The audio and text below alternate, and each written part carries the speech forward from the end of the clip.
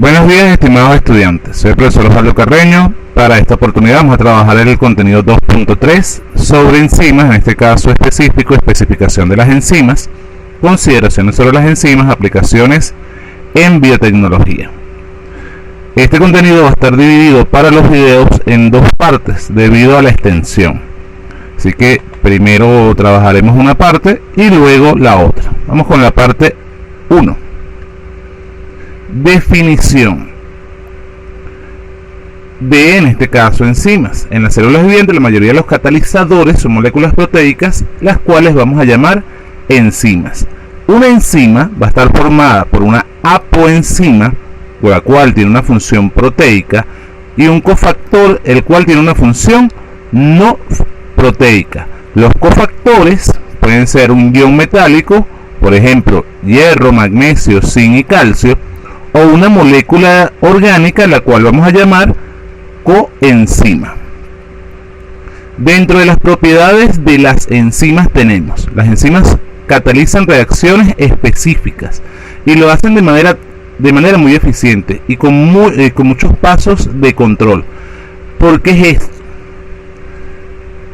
Debido a que las enzimas van a regular el metabolismo del organismo, ellas tienen que tener mecanismos de control específicos, ya que hay enzimas que van a estar encargadas de la digestión. Si estas enzimas no tienen mecanismos de control y se activan en lugares donde no deben hacerlo, pues la persona puede morir. Debido, en este caso, para el ejemplo que estamos dando, enzimas digestivas, porque se empieza a comer a sí mismo. Las propiedades más importantes de las enzimas son específicamente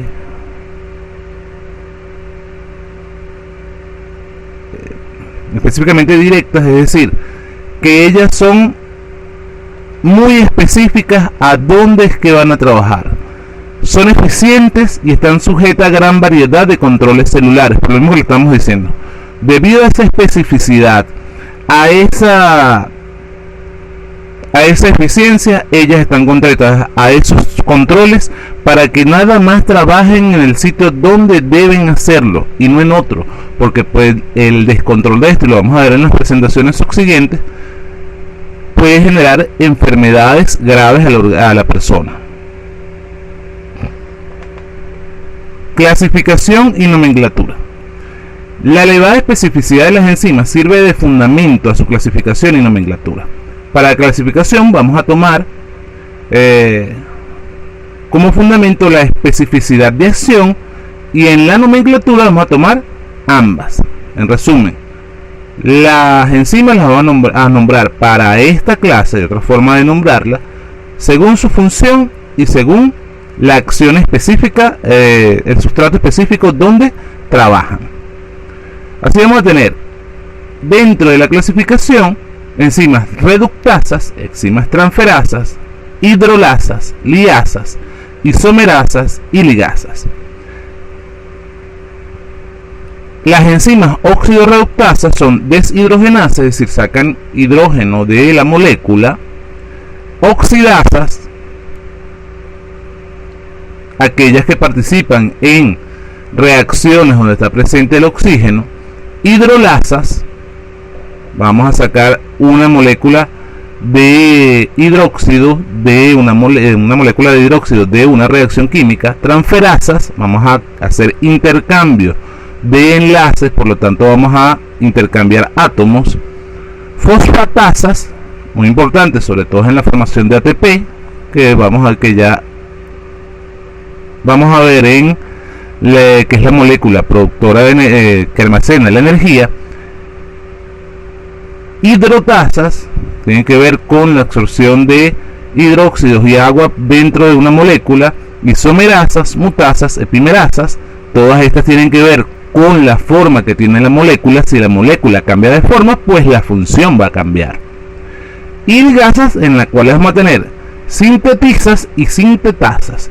Si se dieron cuenta, para indicar en todos casos las enzimas tienen la terminación asa. Cuando usted vea la terminación asa en el nombre específico de alguna molécula que estemos trabajando, estamos hablando de una enzima. y dependiendo de la función que va a realizar, puede ser cualquiera de estas enzimas que acabamos de nombrar. Sería la parte más sencilla la forma más sencilla de nombrarla. Dentro de las oxidorreductasas, un poquito más específico para que lo tengan en mente, vamos a tener que ellas van a catalizar las reacciones de oxidorreducción, aquella donde va a haber transferencia de electrones o sus equivalentes entre donantes y aceptores de electrones. Las transferasas son aquellas que van a catalizar la transferencia de un grupo químico entre un donante y un aceptor, excluyendo las que transfieren electrones o sus equivalentes, que pertenecen a la clase anterior, que eran las oxidorreductasas. En todos los casos, estas transferasas generalmente tienen que trabajar con un grupo proveniente del agua, ya sea un hidrógeno o un hidróxido. Entonces, las hidrolasas catalizan la ruptura de enlaces químicos de moléculas de agua. Las liasas van a generar o hacen desaparecer dobles enlaces en una molécula de forma no oxidativa. Las isomerasas catalizan la interconexión entre isómeros. Recuerden que los isómeros los estuvimos definiendo en alguna de las clases. Son moléculas que tienen misma fórmula general, pero diferente fórmula estructural. ¿Qué quiere decir eso? Que cambia la forma en la que se presenta y en la que trabaja la misma molécula. Ligasas catalizan la unión covalente de dos sustratos utilizando cualquier fuente de energía. Como ejemplo, ya un poquito más directo y con uno de las enzimas con las que trabajamos en el cuestionario. En los dos cuestionarios, de hecho, que está la pregunta referente a la enzima succinato. Deshidrogenasas sustraen átomos de hidrógeno, siempre van a sacar un par de átomos de hidrógeno de los sustratos y los transfieren a una molécula aceptora, diferente al oxígeno. El oxígeno en este caso es un mediador. Vemos allí el paso de electrones de la enzima succinato para transformarse en la enzima fumarato. El cambio, vamos a ver si lo logramos poner aquí. Vemos aquí CH2, fíjense ahí donde está el cursor moviéndose, por acción de la FAD, extrae un hidrógeno, ya queda CH, se forma un doble enlace. Siempre tiene que estar pendiente de, en este caso cuando estemos trabajando con la parte de fórmulas, que son estas, no vamos a cambiar ninguna, ni vamos a inventarnos una diferente para el hecho de las pruebas o del cuestionario. Extrae un hidrógeno, forma un doble enlace, tenemos que estar pendientes de los enlaces que están formando para formar FADH. Este paso es importante porque en el caso de la FAD es como el ADP que se va a transformar en ATP. Ese hidrógeno, ese enlace ese hidrógeno que estamos sacando, esa formación de doble enlace, le está permitiendo a la molécula producir una molécula energética que es el FADH2. El FADH2 tiene la función, al igual que el ATP, de almacenar energía. La diferencia es que él no es directamente utilizable, debemos transformarlo a ATP. Oxidasas sustraen átomos de hidrógeno de los sustratos y los transfieren al oxígeno. En este caso tenemos un aminoácido que va a sufrir una reacción química mediada por una oxidasa, en este caso una oxidasa relativa al FAD, el FADH y las moléculas pertinentes de oxígeno para formar un cetoácido. Vemos entonces en la fórmula que aquí se está dando la incorporación, la ruptura de enlaces y la formación de nuevos enlaces. De esta molécula sacamos un grupo amino para formar una molécula externa, o sea, se va a desprender una molécula también de una sustancia nitrogenada. hidroxilasas. Van a catalizar la introducción de funciones hidroxilo, los grupos OH, que son estos, en sus sustratos, utilizando oxígeno molecular como donante. Entonces tenemos la fenilalanina, se va a transformar en tiroxina. En este caso, esta molécula va a tener la presencia o va a tener la participación del NADPH como donador de iones de hidrógeno para poder formar agua en conjunción con una reacción, vamos a marcarlo por acá, donde está desprendiéndose un grupo hidroxilo. Fíjense que aquí en la que se está formando un grupo de hidroxilo, aquí no tenemos un grupo de hidroxilo, pero en este caso sí, y la producción de una molécula de agua al final, que es lo que vemos aquí en la lámina. Recuerden que si no logran bien las láminas, de esta manera las tienen la presentación para descargar y puedan copiar de allí la fórmula de las láminas pertinentes. Transferasas. Tenemos entonces quinasas que van a catalizar reacciones de transferencia de grupos fosfatos aportados por nucleótidos trifosfatos, habitualmente el ATP. Es lo que estábamos viendo en las láminas anteriores, donde se va a transformar ATP en ADP y viceversa si la reacción es recíproca.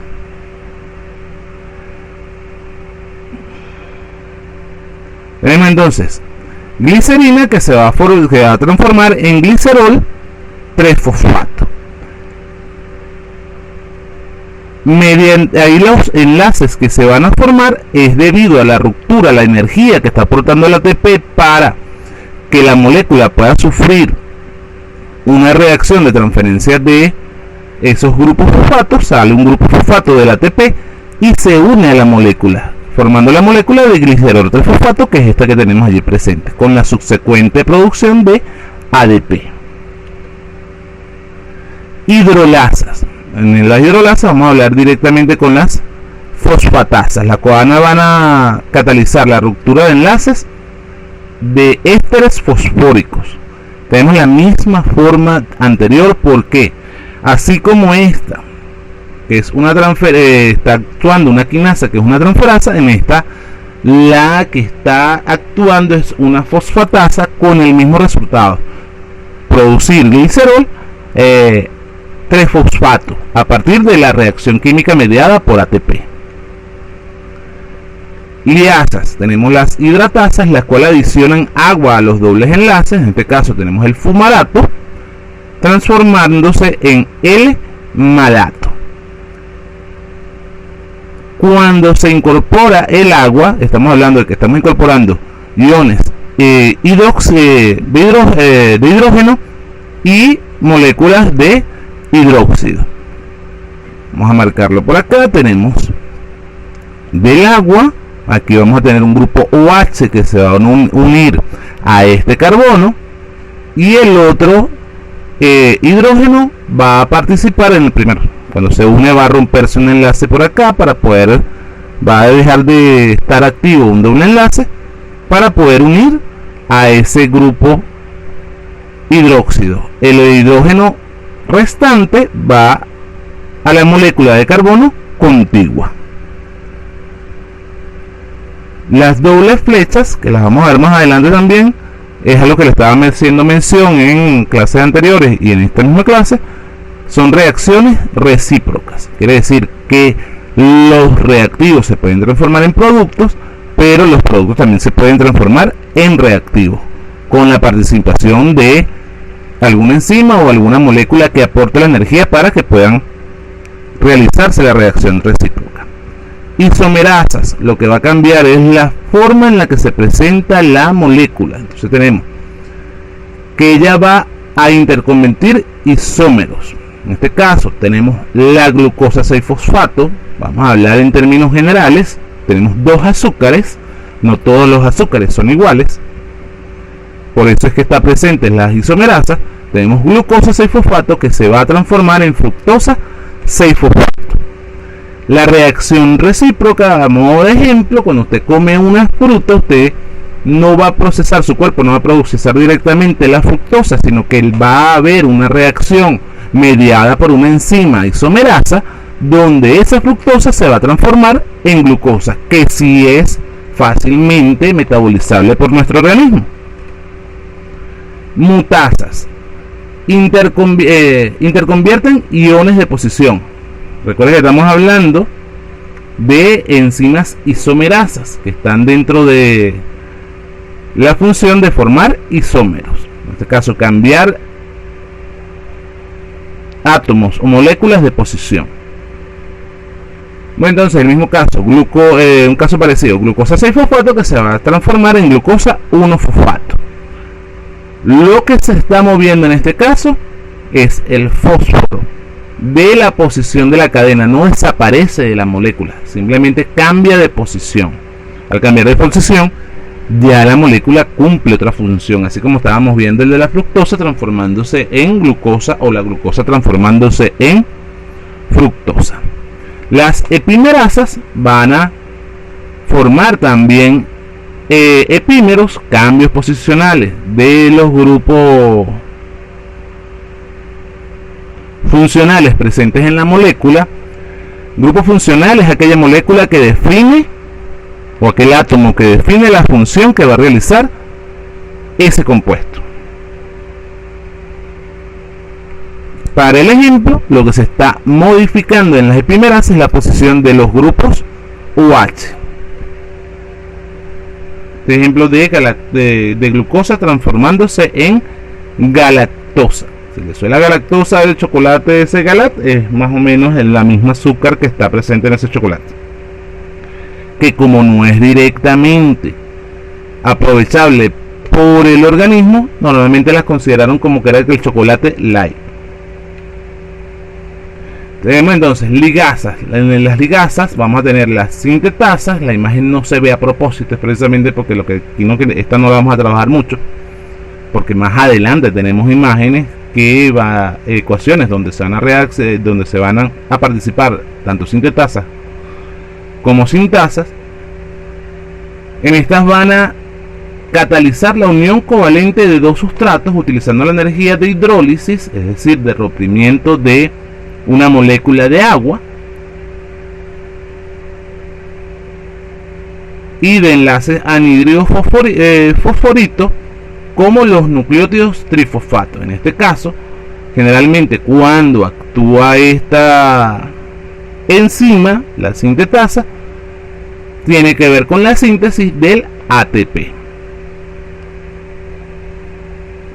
Y las sintasas van a catalizar la unión covalente, es decir, van a formar enlaces covalentes de dos sustratos utilizando la energía de la hidrólisis anterior de enlaces que no han sido anhidro fosforito, como el tioéster del ejemplo que está presente. Igual, si usted quiere ver la imagen claramente, tenemos las presentaciones que se la puede descargar para que pueda ver su imagen.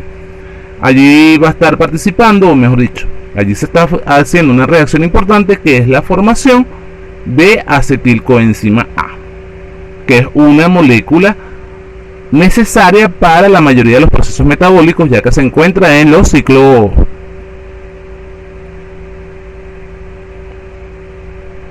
y en las reacciones metabólicas que va a realizar el cuerpo. En cuanto a la nomenclatura, vamos a tener lo siguiente. Aunque existen algunas enzimas que tienen nombres triviales, como la trixina, la quimiotrixina, la pexina, existen dos tipos de nomenclatura para las enzimas, que son la sistemática y la recomendada. Cuando usamos la sistemática, y lo vimos cuando estuvimos haciendo las primeras discusiones del cuestionario, cuando vamos a hacer un informe científico para una revista, ahí se utiliza la nomenclatura sistemática, es aquella que lleva números según la función, el orden, la estructura de la enzima. Y la otra es la recomendada, que es la que vamos a utilizar de uso común, que no quiere decir que no sea aceptada. De hecho, esta nomenclatura recomendada tiene sus nombres, su sistema específico para poder ser utilizada por los científicos. Entonces, en la de uso común, es una forma abreviada de esa sistemática, donde primero vamos a nombrar el sustrato y después vamos a decir la acción que realiza la enzima para terminar ese nombre con la partícula asa, que es la que le estaba diciendo en las primeras láminas. Dentro de los ejemplos tenemos dentro de las óxido-reductasas, si el sustrato es succinato, la acción que realiza esa enzima es de deshidrogenación. Entonces pues estamos hablando de la succinato deshidrogenasa. Otro ejemplo, si el sustrato es un aminoácido y la acción es una oxidación, entonces vamos a hablar de la aminoácido oxidasa. Si el sustrato, en el ejemplo, es fenilalanina y la acción es hidroxilación, entonces vamos a hablar de la fenilalanina hidroxilasa, y así sucesivamente. Para las transferasas, si el sustrato es glicerol y hay una acción de quinasa, vamos a hablar del glicerol quinasa. Si es una hidrolasa, pues son más fáciles de nombrar, pues basta con hacer terminar el nombre del sustrato en el sufijo asa. En este caso, en el ejemplo que estamos viendo en las fórmulas anteriores, si es glucosa 6-fosfato y su acción es fosfatasa, pues glucosa 6-fosfatasa. Esa sería la mayor complicación de este. Lo demás tenemos son ejemplos.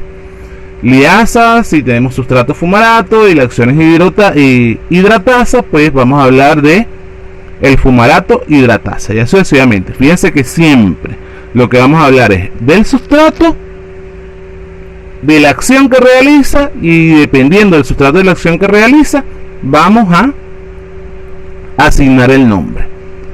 Voy a irme a otro ejemplo de aquí mismo de la lámina. En las ligasas, si tenemos como sustrato el ácido acético y coenzima A, y la acción es de sintetasa, pues vamos a hablar de la acetal coenzima A sintetasa.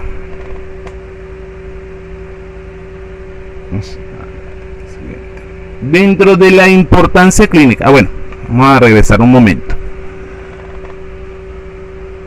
En el cuestionario tiene una pregunta relativa a cómo se nombran las enzimas. Usted debe nombrar tanto la nomenclatura sistemática como la recomendada.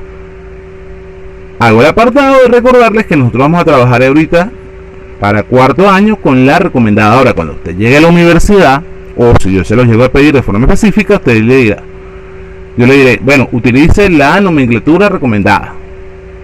Y en la universidad, si no se lo van a decir, tiene que utilizar esa directamente. Dentro de su importancia química, entonces vamos a tener que ellas se sintetizan en el interior de las células.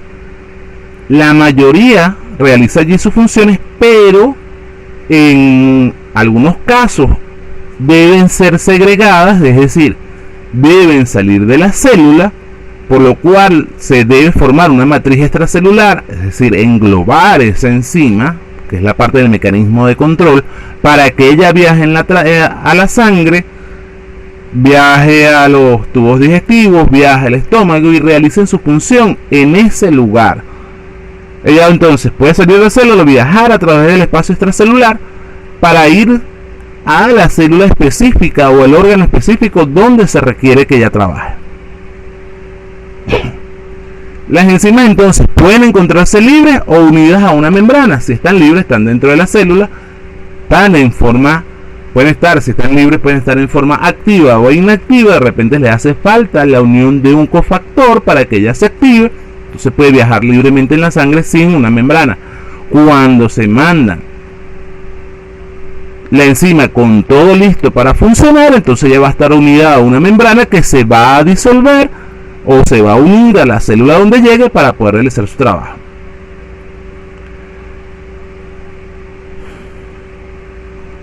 Entonces, en este mismo ejemplo tenemos que esas enzimas se pueden asociar entre sí y formar complejos multienzimáticos, es decir, una enzima puede depender de otras para trabajar, y es lo que vamos a llamar cascadas enzimáticas. Pueden contener más de un centro activo catalítico, en este caso serían enzimas multifuncionales. Ya la enzima no trabaja solo para generar una función específica para una reacción, sino que ahora esa enzima, si tiene varios centros activos, si tiene de repente varios cofactores, pues ella puede tener la posibilidad de trabajar en varias reacciones químicas. Las isoenzimas se van a catalizar la misma reacción, mismo requerimiento, presentando propiedades diferentes. Tiene que ver algo parecido con las enzimas multifuncionales. Algunas reacciones catalizadas por enzimas son comunes a la mayoría de las células, por lo cual están presentes en la mayoría de los organismos. Por eso, de ahí la importancia que las enzimas puedan ser enzimas multifuncionales o puedan ser isoenzimas. Cuando una reacción es específica, cuando una enzima es específica a una reacción, entonces tenemos el ejemplo de las enzimas que se van a producir en el hígado.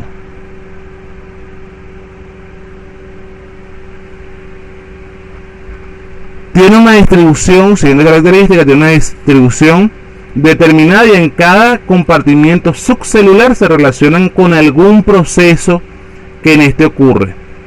Aún dentro de cada compartimento puede existir una distribución. ¿Qué quiere decir esto? Que aunque yo mande la enzima empaquetada en una membrana, unida a una membrana, cuando ella llega a una célula, esa membrana se puede unir a esa célula y ella va a cumplir otra función, va a empezar a cumplir la función que le corresponde, o simplemente esa célula agarra esa membrana y le ayuda a llevarla a su interior en otro organelo para que ella realice las funciones específicas según la estructura que tenga esa enzima. La siguiente característica: las enzimas van a estar presentes en la sangre. Estas enzimas que están presentes en la sangre en algunos casos tienen factores de coagulación, y en el caso de las intracelulares tienen que ver con el recambio de los tejidos. Cuando le vean el recambio tisular, es un tejido que va a proteger la célula. Por lo tanto, esas enzimas que viajan en sangre para coagulación y que funcionan en el recambio tisular no tienen dentro de ellas una función específica. Siguiente entonces, ejemplo un poquito más extenso, porque este tiene que ver con la aplicación de conocimiento de las enzimas en la función del organismo. En las personas, en las personas sanas, las enzimas intracelulares presentes en el plasma son prácticamente constantes. Estos valores reflejan, si los valores cambian, van a reflejar algún daño en algún tejido, y esto va a ir acompañado de un incremento en la liberación de enzimas en sangre. De allí que algunas pruebas, cuando usted se hace pruebas de sangre, cuando le van a hacer una prueba de sangre para determinar alguna enfermedad, lo que están buscando es la presencia de una enzima específica. Mira, tiene una infección, no sabemos, no sabe una infección, hazle la prueba de sangre. En la prueba de sangre yo puedo saber, según la enzima que está activa en esa prueba, dónde más o menos ha podido ser el daño, y empezar a atacar el problema. Algunos ejemplos de esto ya directo en el ejemplo. Tenemos la elevación de la glutamato piruvato transaminasa. Cabe destacar ese trabalengua, tiene que ver con una enfermedad que está relacionada en el hígado, y es el resultado de esta enfermedad. Bueno, es la presentación que se presenten los síntomas de la hepatitis. Para el caso de la glutamato o salacetato transaminasa, TGO para nombrarlo un poquito más sencillo, y de la fosfato creatina quinasa o de la lactato deshidrogenasa, cuando estos valores están modificados, esos tres enzimas que nombramos, estamos hablando de que está la presencia de un infarto cardíaco, de repente la persona no tiene los síntomas, pero está en el hospital, están tomando las pruebas del examen, y ya al ellos ver que esos valores están alterados, ellos pueden predecir, mira, esta persona tiene un riesgo de sufrir un infarto, hay que dejarla más tiempo.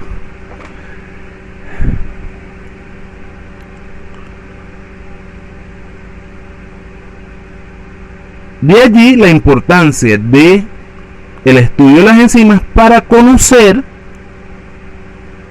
o para el diagnóstico de distintas enfermedades en el organismo. Si no es una enfermedad, vamos a ponerlo de esta manera, si usted las pruebas de embarazo, sería otro ejemplo, lo que buscan es la aparición de una hormona específica producida por una enzima relativa a las funciones que realiza la mujer durante el embarazo. Vamos a seguir. Se usan como reactivos para la determinación de ciertas sustancias en una molécula biológica. La ureasa para la determinación de urea en el plasma. ¿A qué se refiere? Podemos utilizar enzimas para determinar, para hacer una prueba específica y saber o identificar la presencia de alguna sustancia en el organismo. Es decir, lo podemos utilizar para las pruebas de los exámenes de sangre, no solamente para determinar si la enzima está allí, sino también con una enzima podemos saber o podemos conocer algún valor que estemos buscando para determinar o la salud de un paciente o si tiene algún tipo de enfermedad.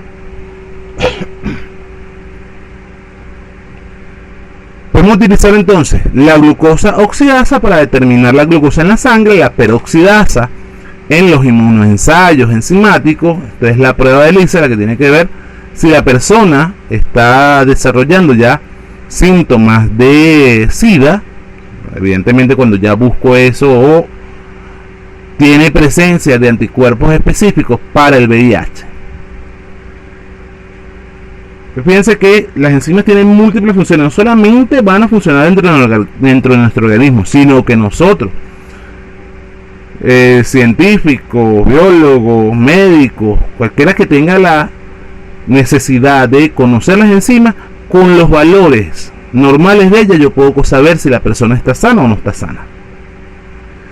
Se van a usar en tratamientos de algunas afecciones, entre las más conocidas.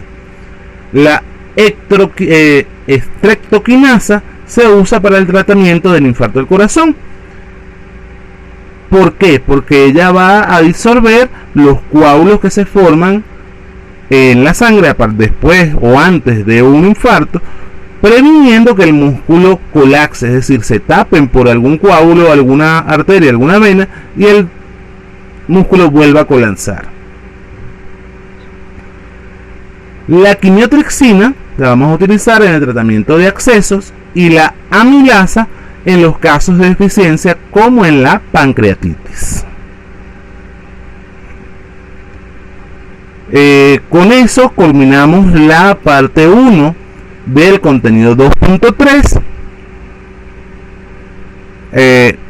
y vamos a entonces a ver el otro video para la parte 2. Que tengan feliz día. Tienen que seguir viendo el otro video, van a estar los dos videos juntos. Recuerden que lo que hice fue dividirlos para que, bueno, no pesara tanto a la hora de cargarlo.